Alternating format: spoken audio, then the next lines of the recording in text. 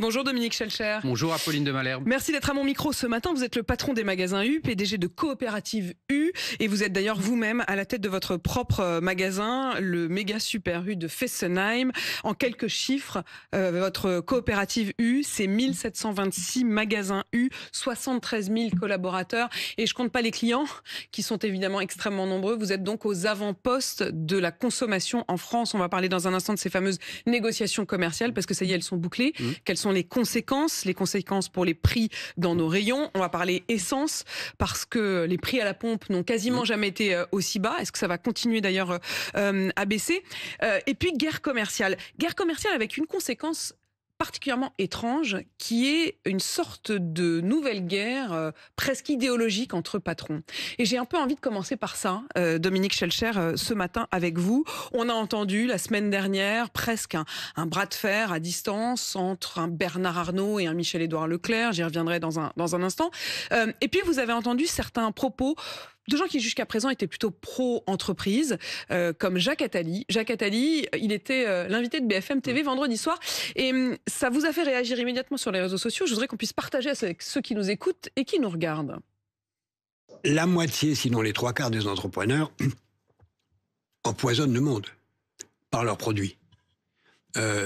Empoisonnent le monde par des produits qui empoisonnent le monde. Donc il ne faut pas idéaliser les entrepreneurs. Il ne faut pas oublier qu'une grande partie d'entre eux exploitent des gens en les payant mal et en accumulant des dividendes. Il ne faut pas oublier que les entrepreneurs ne sont pas un modèle de vie, et en particulier parce qu'ils décident, lorsqu'ils sont les maîtres chez eux, d'une façon dictatoriale.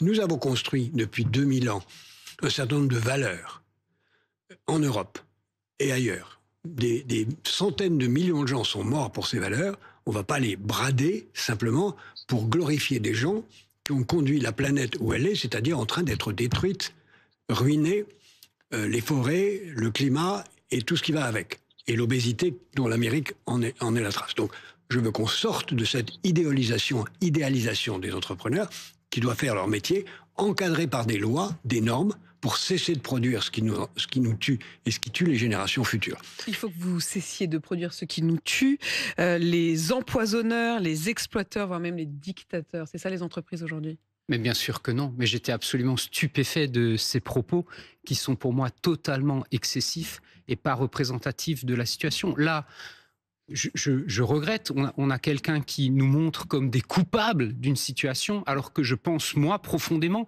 que les chefs d'entreprise, que les entreprises, que les entrepreneurs font partie de la solution pour contribuer à régler les immenses difficultés qu'on a en face de nous. Et donc, tout ce qui est trop excessif, comme c'est le cas là, c'est un peu vain.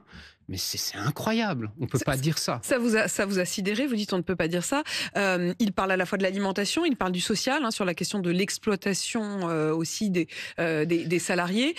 Il parle du climat, avec la question aussi du rapport à la planète. Mais bien évidemment, tous les chefs d'entreprise ont conscience de leur immense responsabilité dans les temps qui courent, ont conscience de l'impact qu'ils doivent avoir, un impact positif sur toutes les transformations auxquelles on fait face dans notre métier, mais dans de nombreux métiers, bien sûr. Et bien sûr, avec un défi majeur qui est celui de préserver notre planète et donc de trouver des solutions pour être moins impactants. Mais ça, c'est le quotidien des chefs d'entreprise. Vous trouvez qu'on vous fait porter le chapeau? Je pense évidemment aussi aux propos du patron de l'entreprise Safran qui, la semaine dernière, a déclaré qu'il ne mettrait plus d'usine après s'être fait mal accueillir par des élus écolos à Rennes, qu'il ne mettrait plus d'usine avec la création parfois à la clé de 500 emplois dans des endroits où on l'accueille avec des tomates.